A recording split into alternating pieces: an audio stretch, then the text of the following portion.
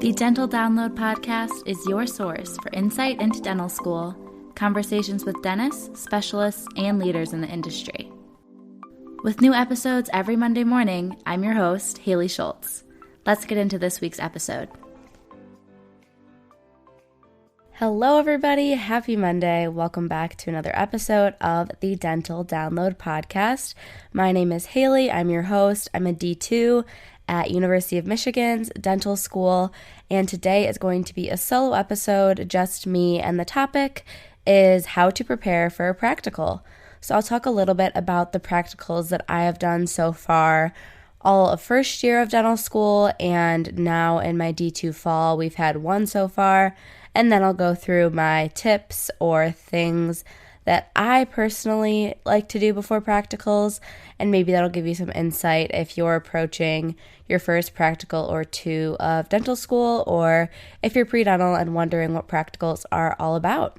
Before we get into the main episode, I'm going to do my quick little recap, and this past week was not super eventful. On Monday, we had a midterm for GI system that was pretty, I don't want to say easy, but straightforward, and I did well on that.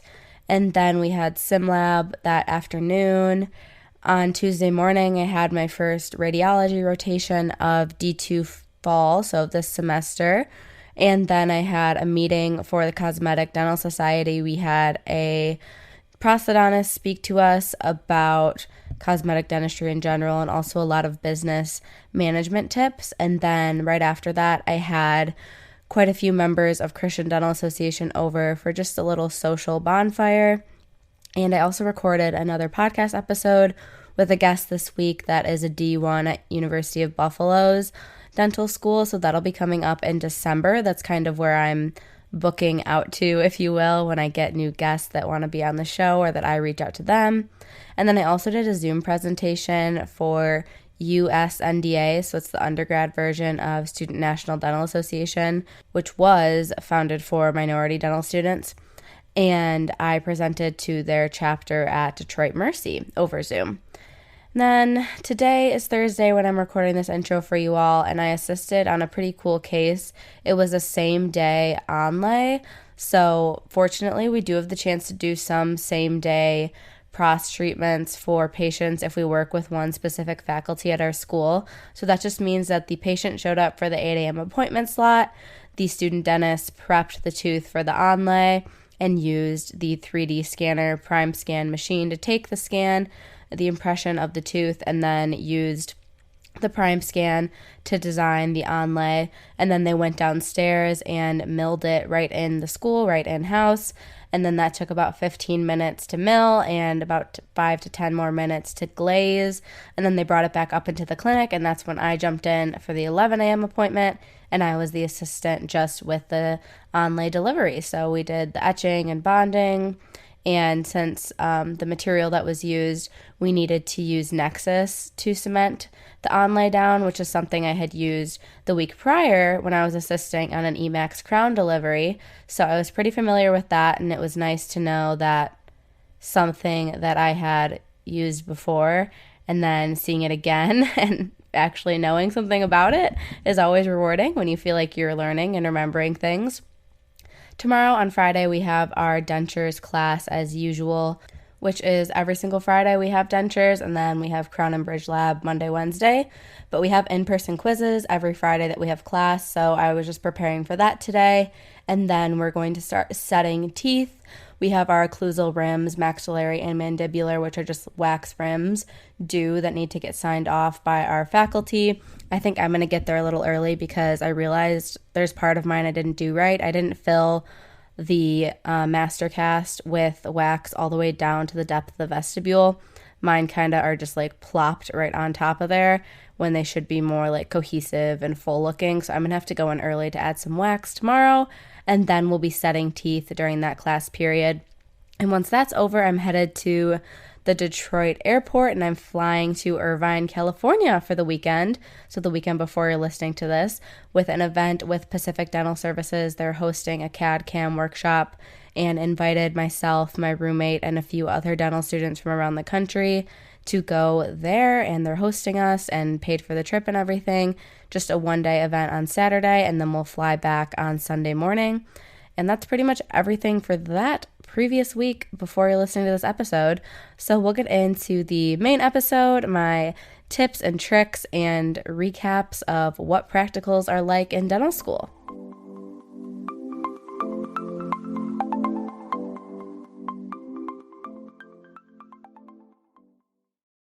Want to make a podcast? Spotify's got a platform that lets you make one super easily and then distribute it everywhere and even earn money, all in one place for free. It's called Spotify for Podcasters. Here's how it works. Spotify for Podcasters lets you record and edit podcasts right away from your phone or computer, so no matter what your setup is like, you can start creating today.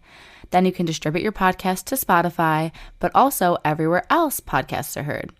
Video podcasts are also available, and you can earn money in a variety of ways, including ads and podcast subscriptions. Did I mention it is totally free, no catch? I've been using Spotify for Podcasters since the very beginning of my show, and now we're nearing our 200th episode, so I can definitely say it's an easy platform, and I've really loved using it. So be sure to download the Spotify for Podcasters app or go to www.spotify.com/podcasters to get started.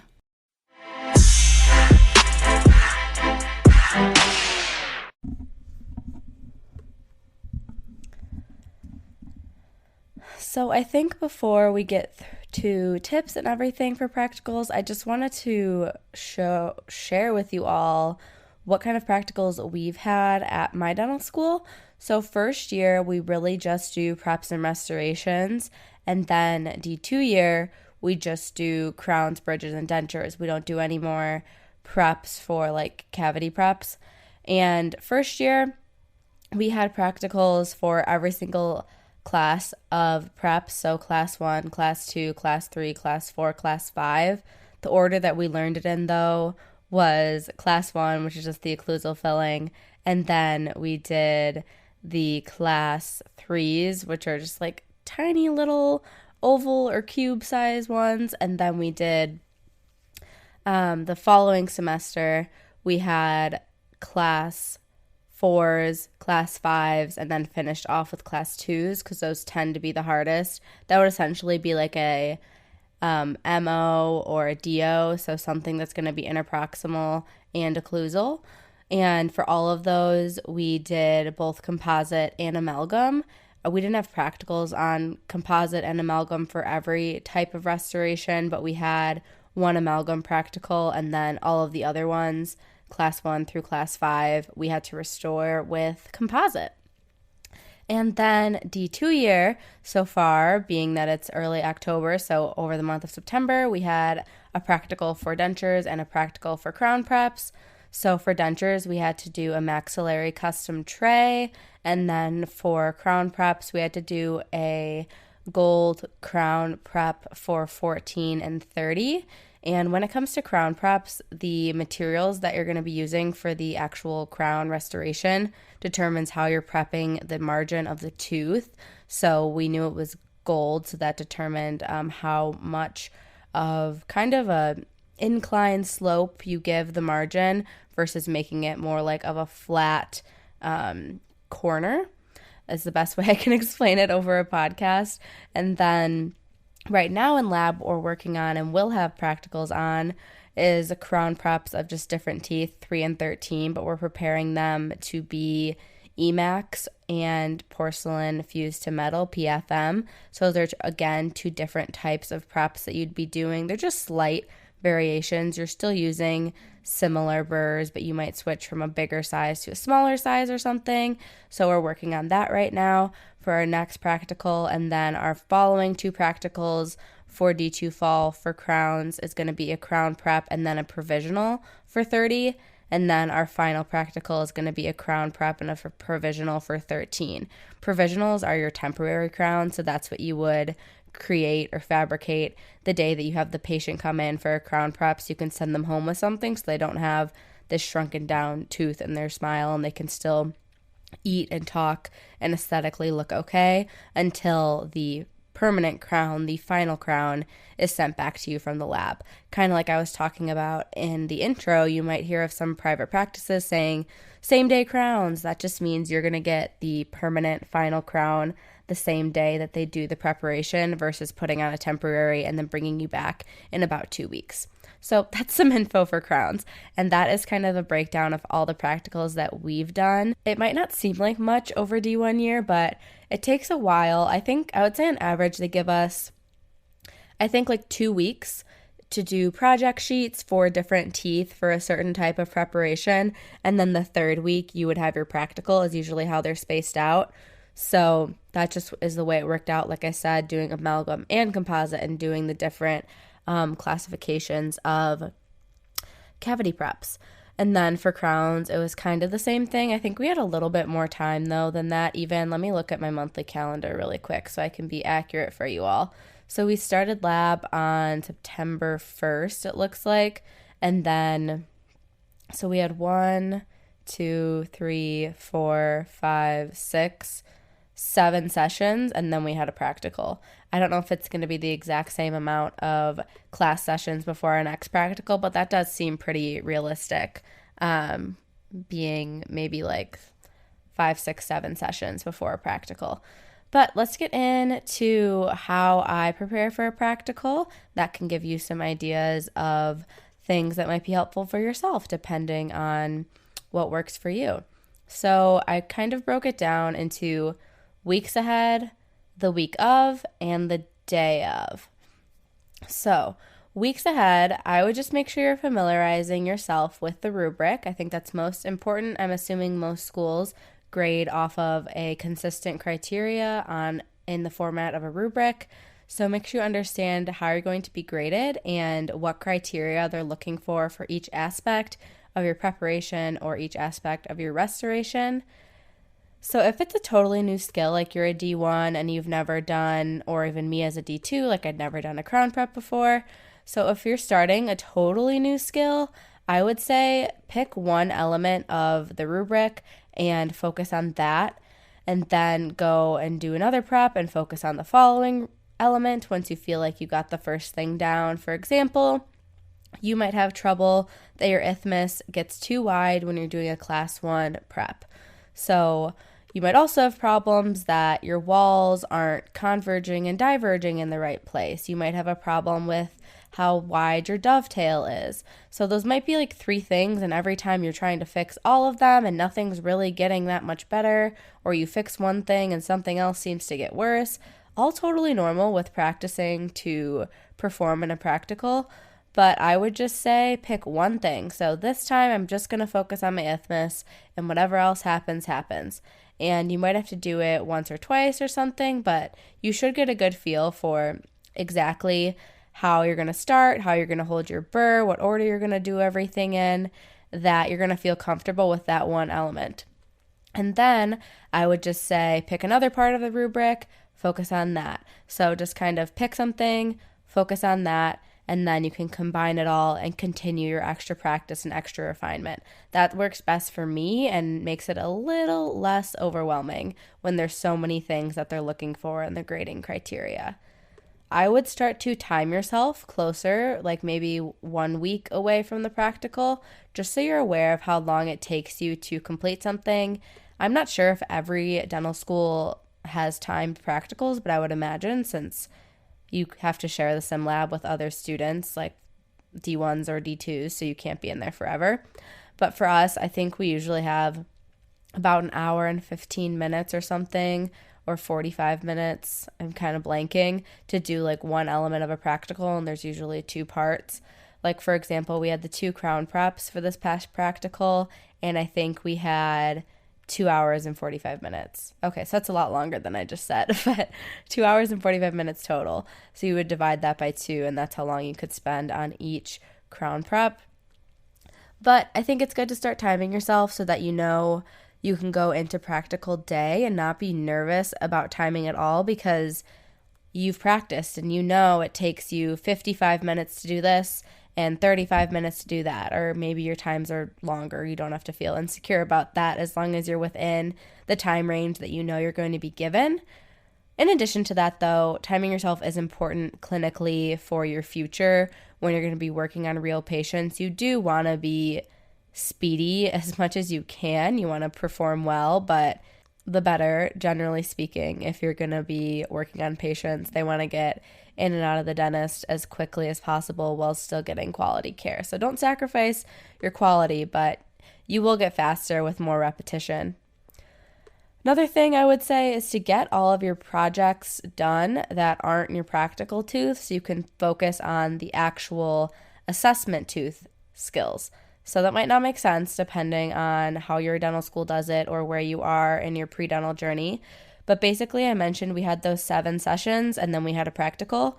Within those 7 sessions, we also had 8 or so, you can call them homework assignments that we had to do, but they're like in-class assignments. So we had to prep 5 14s and 5 30s, and we had to get them all graded, mock graded by the faculty. We had to take pictures of them. We had to scan them in with the CEREC machines and turn in screenshots. So we had to do all that stuff. And then anything extra was just practicing for the practical. But D1 year, if we were doing class 1s and the practical was on 230, we still had to do a class 1 on some premolars. We had to do a few class 1s on different molars that weren't 30, but you also had to do one on 30. So just you can practice the actual skill, because obviously in clinic, you don't know which tooth you're going to end up needing to work on. So it's important that they at least have us practice all of them, and then the practical is just on whatever tooth makes sense to them. But I would say to try to get all of those project sheets done first, make that your priority, and then you can spend hopefully the last 2 or 3 class sessions just practicing your actual practical tooth, and maybe you'll go in after hours to practice and bring those into class when you have faculty there to help give you guidance. I would say just maximizing that actual class time for practical practice is great, because that's when there's faculty there that can mock grade you, can give you feedback, can sit down and show you how they would do something. I think a lot of the times it's really important to ask faculty, how do you approach this? Like, I'm having trouble getting the distal lingual of this tooth because I don't have great visualization. Where do you sit and orient yourself around the patient? So you really got to be specific when you're communicating with faculty, because to them, it all makes sense. They're professionals. They already know how to do it. They might not remember what it was like when they were learning, or they might not have struggled in the specific thing that you're struggling in, and that's okay.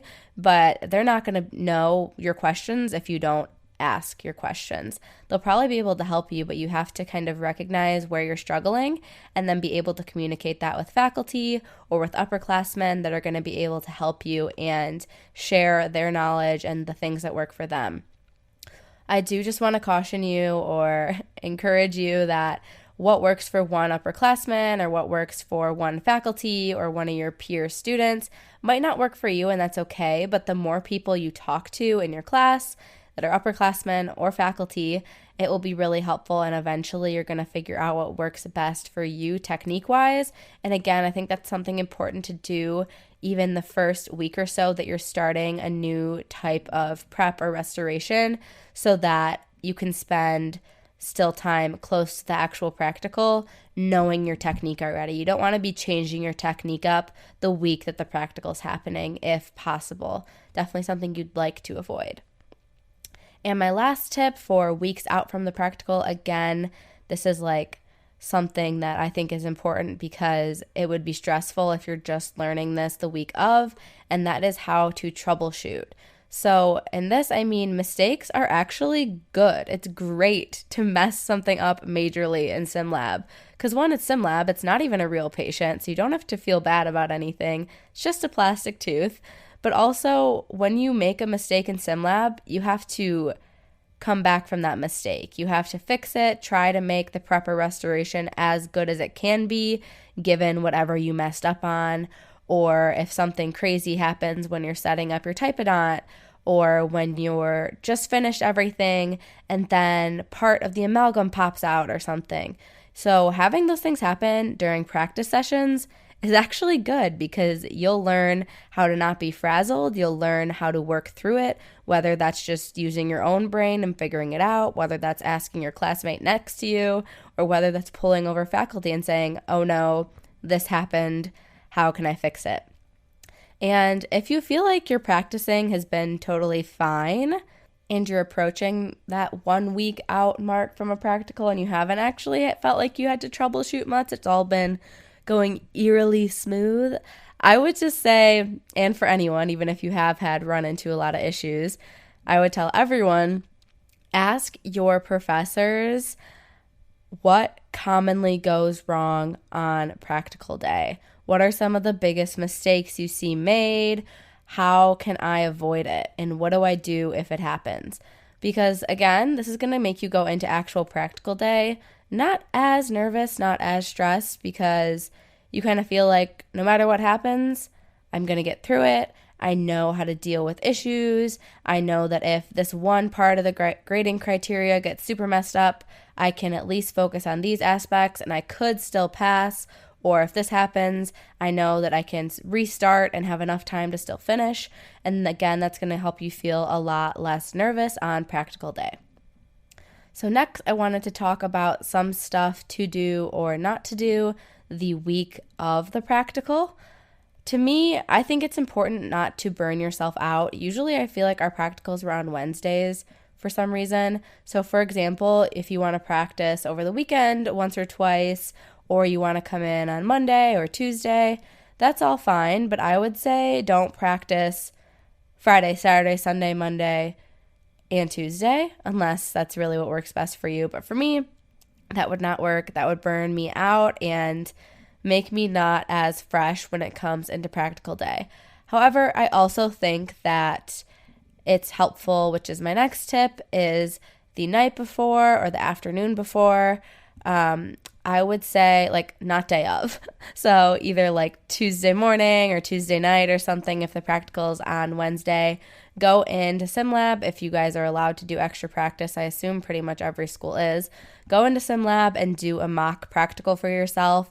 So have a timer, have whatever testing requirements. Like for us, we can listen to music and do whatever. So I still put my headphones in. I pull out the rubric. I get the timer up on my phone, set everything up like I have to do on practical day, and then go through and just start to finish whatever we're going to be tested on. And then if you have accessibility, you could maybe ask an upperclassman friend or a peer next to you to mock grade it for you. But honestly, at this point, you're probably very familiar with the rubric and you can have a good feel of how you did on your mock practical. And whether or not that goes smoothly, it should just make you feel confident that at least you can finish the assignment on time and you know what to expect tomorrow. And if you did make mistakes, it's just a good reminder that, oh, I nicked the adjacent tooth when I was holding it this way. That's fresh in my mind. I won't do that tomorrow. So even if it doesn't go well, I think it's still a good learning tool. And next we're going to talk about day of. So I don't have too much to say for this, but I just wanted to say relax. Relax, relax, relax. Please relax. And for some people, that best can be done just by putting in headphones and not really engaging too much with the chaos that your class might be creating, the chaotic, stressful energy, just kind of tuning everything out. Or if you have a faculty that you feel very comfortable with, you could chat with them to help you be relaxed and distracted. And just get everything set up, focus on your practice, know that you have already made sure you're going to finish in time, know that you know how to troubleshoot, trust and know that you understand the rubric very thoroughly because you do, and that you're going to perform well. And if you do mess up, if you do think you failed, guess what? It's okay. And that might be annoying to hear, or that might be hard to wrap your head around if you're a pre-dental student, because I know we did need to be very high achieving students in undergrad to get into dental school. But now that you're in dental school, you can fail an exam, you can fail a practical, and nearly nothing bad happens. It's honestly, in my mind, the practicals that I failed were such good experiences because I just got more practice. So if you do perform badly enough or do make enough mistakes, or markdowns on the rubric, then you will have what's called a remediation. So at our school, everyone remediates at the end of the semester, which is a little different. Some people's schools, if you fail a practical in September, you would probably remediate a couple weeks later in October. But for us, whether you fail the first, the second, the third, or the fourth practical, they all get remediated in December, right after our last practical, kind of before finals week. And what I liked about that is first year I did not pass our restoration for class 1, which is so funny looking back because that's really not that difficult at all. But at the time, it was hard for me and I didn't pass it. And that was in September. And we had finals in December, like I said. So I was practicing my class 1 restorations the whole semester, whereas everyone else that passed hadn't done a class 1 restoration again after the practical because we were on to new projects and had other things to do. So knowing that I had to remediate made me keep up the skill that otherwise you simply don't do because you just have so much on your plate that you're not going to do something that's not required when you're in dental school. You think you will do extra things, extra practice, extra learning, but you won't. Any ounce of free time that you have, you just spend trying to relax. And there's plenty of other things to practice that you're not going to practice for a practical that already happened. But another thing that was kind of nice about remediating the restoration component, which is the filling, is that you can't fill unless you drill. So I also had to practice a bunch of class 1 preps, the drilling out portion, so that I could practice for my remediation, which was the filling. So I honestly got to practice both a ton, which is why I feel pretty confident with them now. So if you do not pass a practical, it is a-okay. You're just going to get more practice, and essentially you just come in and you do the practical over again, and they grade it. They'll tell you how you did, whether you got a B or an A or whatever it may be. And then to make it fair for the students that did pass, regardless of how well you do on your makeup or remediation practical, the grade and the grade book is still going to be a 70%, a C. That's how we do it at my school, at least. I'd be interested to know how everyone else's schools does remediations, though. If you're listening to this and are a dental student, definitely send a message to @DentalDownloadPodcast when you're listening, because I think that would be very interesting, and I can also share them on the story if I get any messages for other people that are curious or for pre-dentals that are wondering about specific schools. But that's everything that I had to share with you all today when it comes to practicals and dental school. That's all the wisdom I can pass down. I hope it was helpful and I hope it was interesting. Next week, we're going to have another guest. So it's actually a forensic dentist, and I think you're all going to find that to be very unique and interesting. It's a field that doesn't get enough attention, doesn't get enough exploration from people that are interested in dentistry. So we talk about how you can get involved in forensic dentistry, what the education timeline looks like, what the job is like in other countries versus America, and yeah, just like what even is forensic dentistry. We will answer that question next week in that episode. So thank you for listening so much today, and I will talk to you next Monday.